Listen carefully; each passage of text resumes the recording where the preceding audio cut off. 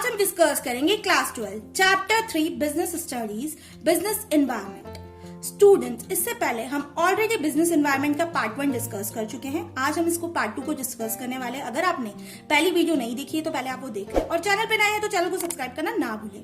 आइए स्टार्ट करते हैं हमारा नेक्स्ट टॉपिक, जो कि बहुत इंपॉर्टेंट टॉपिक है, इंपॉर्टेंस ऑफ बिजनेस एनवायरनमेंट। अब बिजनेस एनवायरनमेंट की क्यों इंपॉर्टेंस है, क्या नीड है।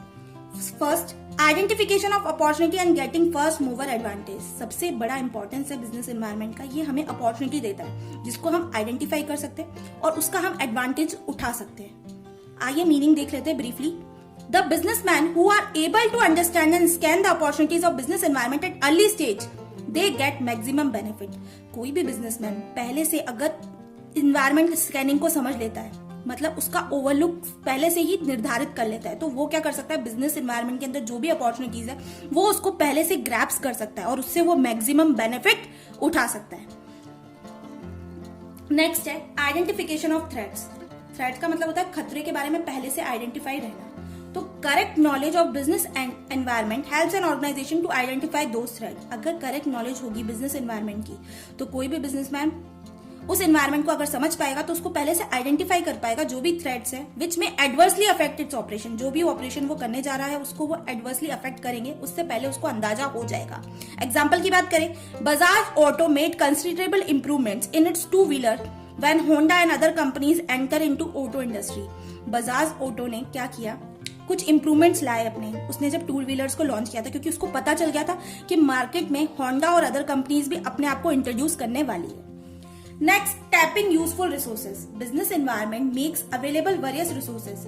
Business environment के अंदर जो भी resources available such as capital, labor, machine, raw material. In order to know the availability of resources and making them available on time at economical price, knowledge of business environment is necessary. अगर हमें availability of resources के बारे में पूरी जानकारी चाहिए और हमें economically price पे available हो तो हमें business environment का knowledge होना बहुत ही आवश्यक है। इसलिए हमें पहले से टैप करना पड़ता है कि क्या क्या यूजफुल रिसोर्सेज हमें जरूरत है, जिनकी नीड हमें फ्यूचर में अराइज होगी। नेक्स्ट पॉइंट है कॉपिंग with rapid changes. Day by day हम देखते हैं कंटिन्यूअस चेंजिंग एनवायरनमेंट है, अब उसकी स्टडी करना, कंटिन्यूअस उसकी स्कैनिंग करना ये बहुत जरूरी है।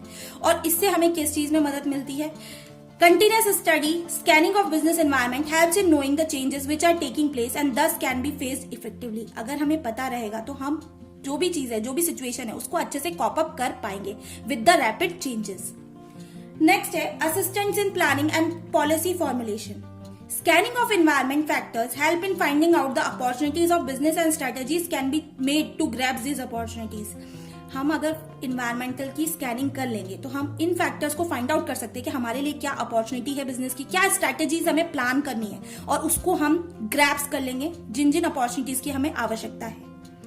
नेक्स्ट टॉपिक में हम डिस्कस करते हैं dimension of business environment.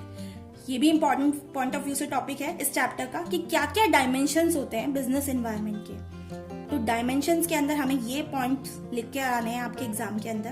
First, economic environment, social environment, political environment, legal environment, technological environment. अब ये होता क्या है, वन बाय वन हम लुक आउट कर लेते हैं। सबसे फर्स्ट है हमारा इकोनॉमिक एनवायरनमेंट। इकोनॉमिक एनवायरनमेंट का मतलब होता है it consist of gross domestic product. Gross domestic product का मतलब होता है the value of all final goods and services produce within a country in an accounting year, उसको हम कहते हैं हमारे GDP. Income at national level, per capital level, profit earning rate, monetary and fiscal policy of the government, ये सारी चीजें हमारे economic environment में प्रभाव डालती है।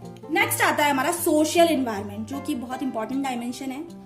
It consist of customs and tradition of the society in which business is existing. इसके अंदर जितने भी कस्टम्स है, ट्रेडिशंस है हमारी सोसाइटी की, वो सारे बिजनेस जिसमें रन कर रहा है वो हमारा सोशल एनवायरनमेंट का पार्ट है। It includes standard of living, taste, preferences etcetera. इसके अंदर हमारी स्टैंडर्ड ऑफ लिविंग, टेस्ट और हमारे अकॉर्डिंग हम क्या प्रेफर करते हैं, ये सारी चीजें प्रभाव डालती है डायरेक्टली वे में सोशल एनवायरनमेंट।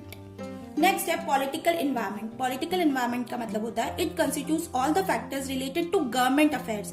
जितने भी गवर्नमेंट अफेयर्स से रिलेटेड मैटर्स होते हैं such as type of government power, attitude of the government towards different groups और सोसाइटी, ये सारी चीजें हमारी आती है पॉलिटिकल वाइज और हम इसको कंसिडर करते हैं हमारा पॉलिटिकल एनवायरनमेंट का पार्ट। नेक्स्ट है लीगल एनवायरनमेंट। लीगल एनवायरनमेंट के अंदर लीगल से वर्ड है laws. It constitutes the laws of various legislation passed in the parliament. क्या क्या लॉज जिनको हमें बिजनेस एनवायरनमेंट के अंदर ध्यान रखना पड़ता है, जैसे कि ट्रेडमार्क हो गया, असेंशियल कमोडिटी एक्ट हो गए, वेट और मेजर्स एक्ट हो गए, ये सारी चीजें इफेक्टिव है लीगल एनवायरमेंट के अंदर। नेक्स्ट है हमारा टेक्नोलॉजिकल एनवायरमेंट। टेक्नोलॉजी से related it refers to changes taking place in the methods of production, use of equipments and machinery to improve the quality of product. और किसी भी प्रोडक्ट की क्वालिटी को इंप्रूव करने के लिए डे बाय डे हम देखते हैं टेक्नोलॉजी वाइज चेंजेस होते रहते हैं, तो हमें भी उस चीज का अपडेशन होना चाहिए जिसके कारण हम आगे फ्यूचर में अच्छे रिसोर्सेस और अच्छी टेक्नोलॉजी डेवलप कर सके।